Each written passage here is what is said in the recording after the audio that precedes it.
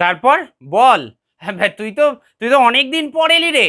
হ্যাঁ, আসলে আমি তো একদমই ছুটি পাই না রে। হ্যাঁ, সে তো জানি। তুই তো শান্তনুর বিয়েতেও আসতে পারলি না। হ্যাঁ রে, আসলে আসলে ছুটিটা স্যাংশন হলো না, বুঝলি না। কি আর করা যাবে। তা শান্তনু কেমন আছে রে বিয়ের পর? আর বলিস না, ও তো ও তো পুরো স্ত্রৈণ হয়ে গেছে রে।